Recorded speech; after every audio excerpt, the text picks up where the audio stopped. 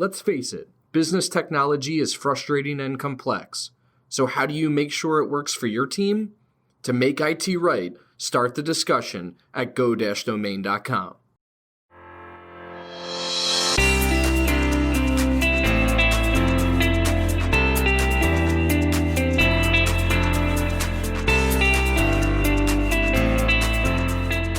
You're listening to Discussions by Domain, a podcast for business leaders. Our discussions may be with people you've probably heard of before, but the majority of our guests are in the trenches, professionals like you and I, with the same challenges and struggles of keeping up in the Northeast. They're implementing strategies, overcoming hurdles. They're leading the fastest growing businesses in our region. My name is Anthony DeGraw, Director of Partnerships at Domain Computer Services, and the host of this show.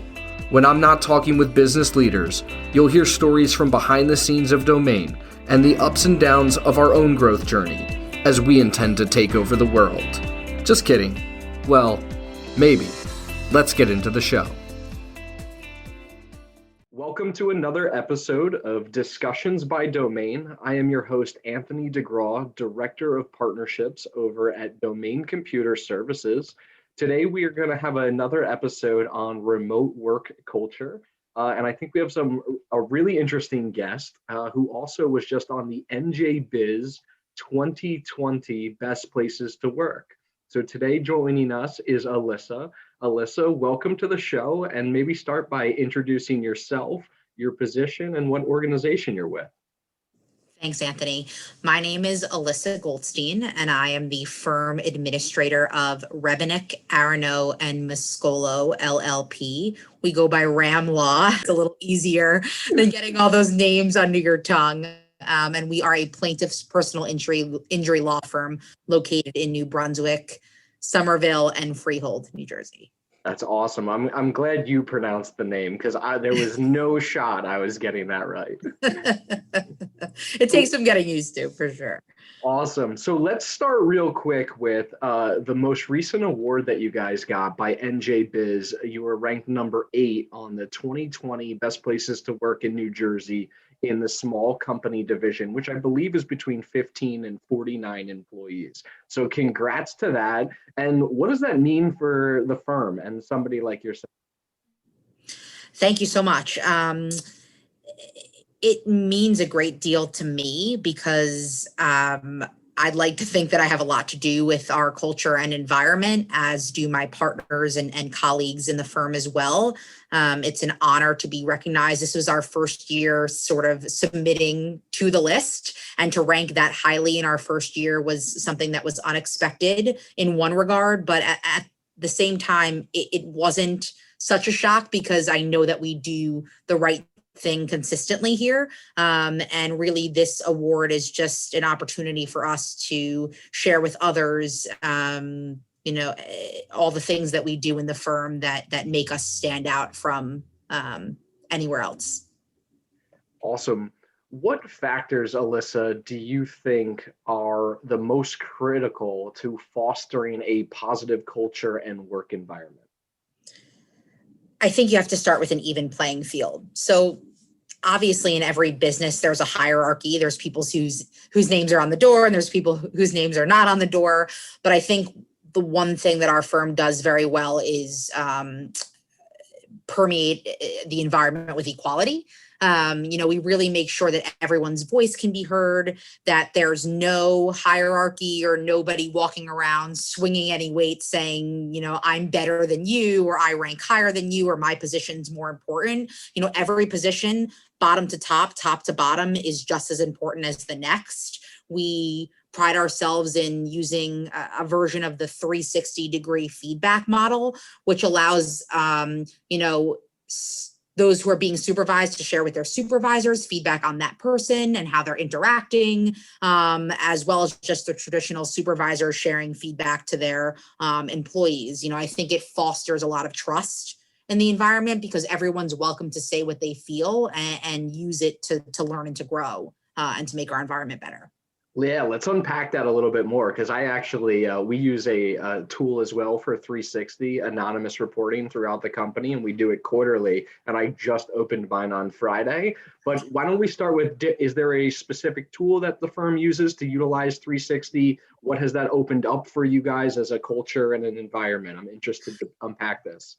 So we don't use any specific tool or software. And this sort of practice of asking for feedback was in place before I got here. Maybe I formalized it a little bit more. We do reviews twice per year, and we have employees fill out information about themselves and share, goals and feedback and things like that. And then we have the supervisors fill out, and that's every supervisor from the top to the bottom. So if someone works for a paralegal who then works for an attorney who then works for, a managing partner type of thing, all 3 or 4 of those people are sharing feedback with one another and sitting in on those meetings. So it really allows a wide audience for those types of things. And then everyone should feel comfortable sharing within those reviews, how they can improve and work together as a team going forward, and maybe where there are problem points or pain points in the team that can be improved upon as a whole. That's awesome. Yeah, Domain started doing this. I want to say about 2 years ago, and we use a tool called 360score.me, which I'll make sure we link to in the show notes, and I'll shoot you over some info on it too. Maybe it's something you want to think about. But yeah, it's anonymous, so and it's weighted for the employee. I guess you want to say the different ranks, right? So I don't always work with Joe, and we only work together a little bit, so it's a 0.1 or a 0.2 rating versus a 0.8 or a 0.9. So it's weighted as well, and it's encouraged to share open and honest and transparent feedback of not only what's going right. We call it sandwiching. The good stuff, as well as some areas for improvement, and then also some good stuff as well. And I think we're probably eight quarters at least now of where we've been doing this. It's so cool to see the rise in morale and how people are doing, and really where you can focus to get better yourself. Awesome stuff. I love that. You're the first guest to come on and say that your company's doing something like that, which is great. That's probably why you're on the 2020 list there. Hopefully it's the wave of the future. It's not easy sometimes to hear criticism or constructive criticism about yourself, but I think it's important because if done the right way, like in this type of model, it really, like you said, morale goes through the roof and people feel very comfortable, and there's, no pretense anymore in relationships, which is really important. Exactly. Yeah, we call it radical candor, and it allows everybody to get, and if as everybody in the organization is prepared for that, and they're knowing that this is to make everybody better, and then the feedback comes in that way, and it's radical, and it's there, and it's made to be constructive. It makes a world of difference. So great stuff. Going to another question here that I wanted to ask you is, how would you suggest a company go about improving its culture and work environment? So I think that starts with taking an honest analysis of where the culture stands currently, and that may be painful. It's like ripping off a Band-Aid, but let's say the culture is in the basement, right, as a starting point. So it's maybe an old guard has now left and a new guard is taking over, or the old guard realizes it needs to change its ways. So I think you have to start small, because if you make large scale changes, it winds up being very disingenuous. So I think it's important that you know that things can't change overnight. It's like the kid running for president of the school who promises a soda machine in the cafeteria, right? Those things aren't going to happen, or it's not going to happen overnight. There's gradual steps that need to happen in the interim. And I think you have to start by saying 2 words, and that's thank you. You have to start by adding that into your everyday vernacular. I appreciate it. Those are another 3 great words that can be used. If you start taking on that mentality of thanking people, even if someone picks up a magazine that you dropped on the floor, I mean, that changes culture and makes people feel valued and seen and appreciated immediately. I think you need to also be conscientious of language beyond just thank you and appreciate it. And that's, I'm sure I've said it several times already, team, colleague, partner, collaborator, coworker, any of those words, even the most basic level, show that people are on the same playing field. I don't like to, I used supervisor and employee and, as examples, but I generally don't like to use those words. If I was introducing anyone I work with, oh, this is my colleague, this is my teammate, things like that. Those type of words really bring about a sense of buy-in and community and things like that. And then public praise doesn't hurt also. And it doesn't need to be where everyone in the firm is aware of it. But something that I noticed about my partners immediately when I came to the firm, which I loved, is that, a managing partner who's got a ton on his plate will send an email. Oh, my paralegal did an awesome job today talking to this client, or here's feedback that I got from this client saying they had a positive interaction with you. And I just want to share it so it, goes in your personnel file, or the people who are working on this case know about it. And they do stuff like that constantly. So it's not, I need to fill a quota or anything like that. It's organic and in the moment and real time, thanking somebody and just, kind of singing their praises in a little bit more of a public forum than just saying thank you or I appreciate it in private is a wonderful boost to the ego and keeps people doing those good habits and those good practices and good interactions with clients because they get the positive reinforcement. Exactly. It probably has them going, or definitely has them going above and beyond the more and more. Hey, that interaction that I had with that client was noticed by whoever, and now I'm going to keep doing that. I want to keep helping our clients and internally helping the team win. That's awesome. Switching the wording from I to we and all the others that you mentioned there is a great way to build that. Now that's like the small steps you can make to win initially, right? Now let's switch to you've developed that, and now you're bringing more people on, right? You guys are growing, you're hiring, you need to fill a role. How do you address culture and make sure that an individual is a fit for what you guys are building during the hiring process? That's a challenge because you don't always know. People are usually in interviews for the most part. I've seen some, but most people are putting their best foot forward, so to speak, right? Yeah. So you have to ascertain how they really will behave in an environment, and that's not always easy. I know some people do, and we do a personality test, though it's not predicated on whether we're going to hire someone or not, but we do something called a DISC. Yeah. Which we do use to kind of get to know each other a little bit better. But when I'm doing those initial telephonic interviews with people, I probably spend more time than I should talking about our culture. I really, it's as much me selling the firm sometimes as it is the candidate wanting to become part of the firm. It's a two-way street, as I always remind them. And I kind of use the analogy of if you want to punch the clock and do your job and work your 7-8 hour day and go home and not talk to anybody and just know, hey, I'm getting a paycheck. That is totally fine. There are many people like that out in the world, and I don't begrudge them one bit. But if you want to be in an environment where you're going to be asked for your opinion's going to be encouraged, it's going to be valued, you're going to feel like no matter what your contribution is, it's an extremely important contribution to the firm, then this is a place that you want to work. And there are some people I've had say, I'm not really looking to do any extracurriculars or do anything extra, or I don't have time. And, okay, that's great. But we do so much more than just quote unquote come to work every day, that it's important that we bring people in who are interested in doing that as well. Yeah, I wonder how you kind of vet that out. I'm assuming it's through interviews and the specific questions. I'm asking this purely on my own curiosity as I hire people as well. One of the questions that I've asked candidates is, what is something interesting that you learned about our organization? And I try to see where their head's at. I don't know if you have something like that that's in your repertoire that I could start asking as well. So it's not always easy. I don't nail it 100 times for sure. There have been some hires where I thought they were going to go one way and they turn out to be another. But I think some of the things that I ask are, similar to what you said. What is interesting about our firm? What do you know about us? Have you checked our reputation in the community?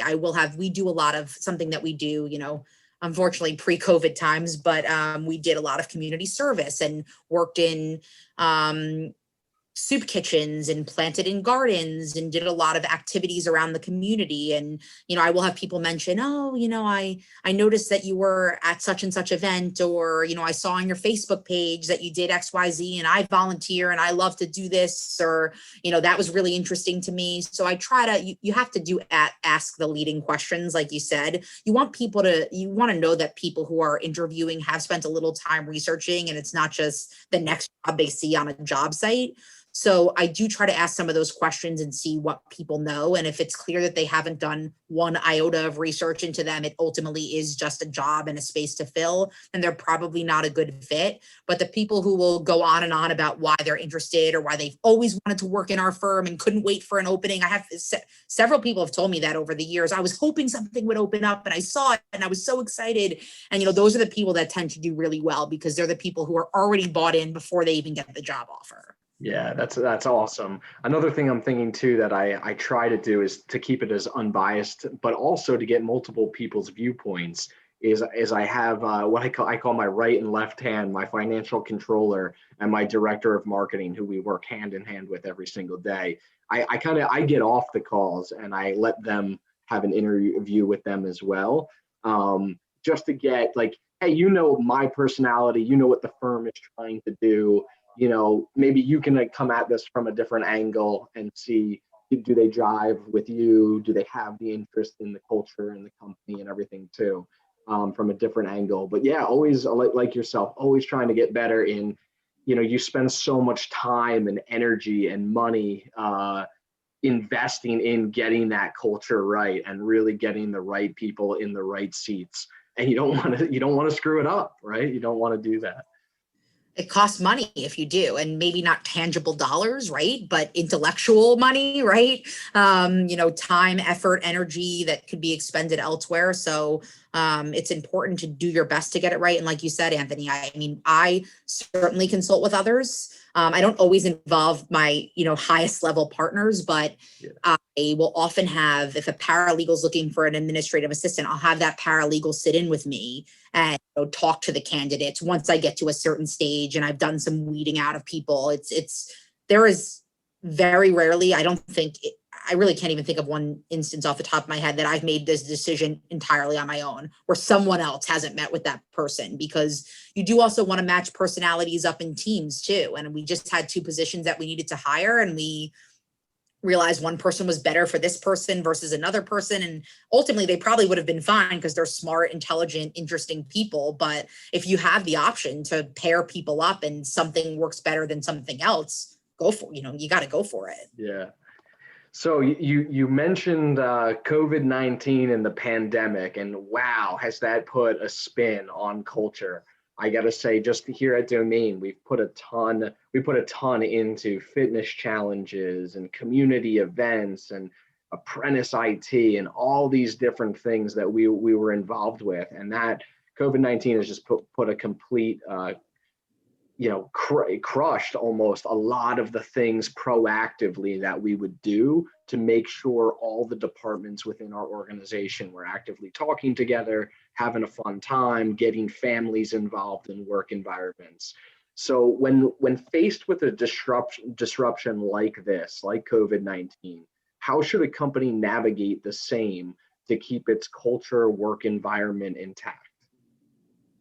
So I'll give you 2 answers. Okay. So the first is the sort of stock answer, but that's great for every company. So is transparency is going to be key in this time.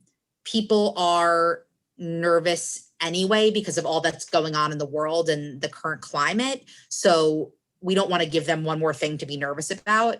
As soon as you make a decision one way or the other, whatever, if it's a new policy, a new procedure, you maybe have to make a change in the way people are staffed, the minute you know about it, your team should know about it the following minute.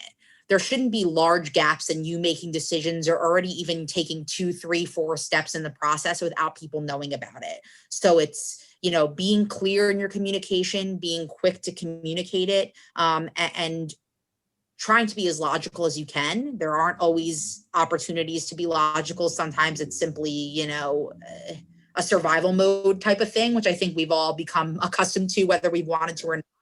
but you need to be able to explain and show some rationale behind your decisions. So I think that's sort of, the like I said, the stock answer, the answer that it's applicable to every environment. As far as maintaining your culture or, substituting things that you did before, we similarly had lots of in-person events, even lunch and learns where we would bring in, outside doctors or facilities to educate our staff, or have our attorneys or paralegals who maybe went to a conference lead a session. We're obviously not sitting together, side by side in chairs, reaching across the table to grab food like we might have in the past. So we've had weekly staff meetings via Zoom this entire time that I've led. Sometimes the attorneys have participated, sometimes they have not. But, we try to start off light. What TV are you guys watching this week? Really, that's selfish because I'm just trying to call recommendations for myself. But we share those types of things with each other, and it's a forum for anyone to share anything that's going on. I'll obviously deliver some, the updates of the week for the firm and make sure people are aware of what's going on and why we're doing it. We tried a mindfulness meditation class, and we're doing a challenge that's coming up soon. Again, not everybody participates. Some people it's not for them, but we have the option. So we've done some things like that. And I think you have to keep getting creative and just really doing all you can to keep that communication and that collaboration going, because, if you're only focused on bottom line numbers, retention, things like that, you're going to miss the human aspect of it. Yeah. And that's where companies can falter. So it hasn't been easy. We haven't done as much as we would like, or I would like us to have done yet. But just having even that weekly, even if it's 10 minutes of all of us getting together, has been, I think, critical to us, being able to move along and navigate this well. Yeah, that's awesome. And I think I like to say, whether it was the technology companies like the SaaS in the SaaS world, or the Amazons, culture and how somebody feels when they go to work every single day, and that environment that their team creates for them, I think is where the companies that focus on it are the companies that are going to win. We'll continue to see what COVID does to the working environment. It's already put professional service firms like yourself, like us, we've been able to continue to do our work based on how we work, which is mostly over these computers and the internet nowadays. But it's going to be up to people like yourself to figure out, how do we continue to grow those cultures and make people feel involved in the company, and that the company truly does care about their well-being and what's going on in their lives. So Alyssa, I wanted to thank you for coming on, sharing this knowledge with you. Congrats on the award, and really seeing what you guys are up to over at RAM Law. Thank you, Anthony. It was my pleasure. So before we finish up, maybe this is kind of selfish. What is RAM Law up to? What does the next year look like for RAM? I know you have a couple different offices. Maybe you can share that with us as well. Sure. So I think the next year for us is probably the next year for most people, is hopefully bringing everyone back safely to the environment. We've been cautious and careful with how much staff we've had in the office and at what times. That would be our number one goal, is to get everyone and to make sure that everyone felt safe, and then to start integrating back in the things that we did before to build up our culture. I don't anticipate us growing much more right now. I feel like we're at a great, comfortable level. Again, we just did have some new hires to fill some positions, so making sure those people get acclimated, which has been tough in COVID times. There's going to be some people who never meet face to face for months, and then hopefully getting back out into the community and doing what we've really built our name on, in addition to just our good legal work, is that we are a tenant of the communities that we have offices in, that we do a lot for others, that we do that we participate in charitable events and organizations and causes, because we really care, and these things are largely and hugely important to us. So I hope that we get to go back out and do those things, and if we can't, then we need to become more creative and find other ways to make a difference, because I'm sure that the minds and the diverse backgrounds and experiences that we have here can come up with a lot of great things. Awesome. Well, best of luck in all of that. I'll be following your journey and also reaching out for some tips and tricks on what you guys are doing and staying well aware of that. Everybody, this is Alyssa Goldstein with RAM Law. She is their firm administrator. They are out of New Brunswick, Freehold, and Somerville. Somerville. Very good. So Alyssa, thank you so much for coming on Discussions by Domain and taking the time out of your day to do this. Thanks so much, Anthony. Be well. See you, Alyssa. Thank you so much. To ensure that you never miss an episode, subscribe to the show in iTunes or your favorite podcast player. This guarantees that every episode will get delivered directly to your device. To help us get the word out, share with a friend, leave a review, and check out our discussions on the web at go-domain.com/podcast. Thank you so much for listening. Until next time.